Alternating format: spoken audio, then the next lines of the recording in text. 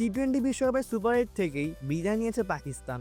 এরপর ওই দেশটির গণমাধ্যমে খবর ছড়িয়ে পড়ে হতাশাজনক পারফরমেন্সের কারণে পাকিস্তান জাতীয় দলের প্রত্যেক ক্রিকেটারকে 50 লাখ পাকিস্তানি রুপি জরিমানা করা হচ্ছে। পাকিস্তানের নির্ভরযোগ্য সংবাদ মাধ্যম এক্সপ্রেস ট্রিবিউন জানায়, ভারতের বিপক্ষে লজ্জাজনক হারের পরই এই জরিমানা নেওয়ার সিদ্ধান্ত নেওয়া হয়েছে। যদিও সম্প্রতি পাকিস্তান ক্রিকেট বোর্ড পিসিবির মুখপাত্র এসব খবরকে ভিত্তিহীন বলে উড়িয়ে দিয়েছেন এবং বিষয়টিকে সামাজিক যোগাযোগ মাধ্যমের গুজব বলে আখ্যা দিয়েছেন। পিসিবির মুখপাত্র আমির মির স্পষ্টভাবে জানান, পাকিস্তানের ক্রিকেটারদের বিরুদ্ধে জরিমানার কোনো সিদ্ধান্ত নেওয়া হয়নি, এমন কোনো পদক্ষেপ নেওয়ার পরিকল্পনা নেই। জানিয়ে হিন্দুস্তান টাইমসকে তিনি বলেন, এমন কোনো সিদ্ধান্ত কখনোই পিসিবি নেয়নি, এগুলো সবই সামাজিক যোগাযোগ মাধ্যমের গুজব। এই ধরনের কোনো নজির বা বিধানও নেই। পাকিস্তান টুর্নামেন্ট থেকে বিদায় নেওয়ার পরই প্রতিটি খেলোয়াড়কে প্রায় 50 লাখ পাকিস্তানি রুপি অর্থাৎ আনুমানিক 22 লাখ বাংলাদেশি টাকা জরিমানা করা হতে পারে বলে বিভিন্ন সংবাদ মাধ্যম প্রতিবেদনে দাবি করা হয়েছিল। আর টানা দ্বিতীয়বারের মতো পাকিস্তান টি-20 বিশ্বকাপে নকআউট পর্বে উঠতে ব্যর্থ হয়েছে। টুর্নামেন্টে তাদের সবচেয়ে বড় হারটি ছিল চিরপ্রতিদ্বন্দ্বী ভারতের বিপক্ষে। সেই ম্যাচে 114 রানে গুটিয়ে গিয়েছিল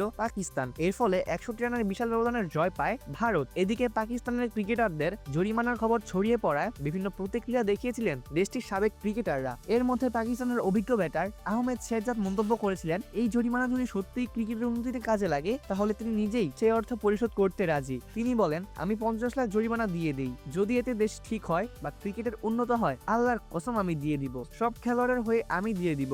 যতজনকে জরিমানা করতে চান সবার জরিমানার টাকা আমি নিজে একাই দেব। অপূর্ব দাস, প্লেবাজ নিউজ।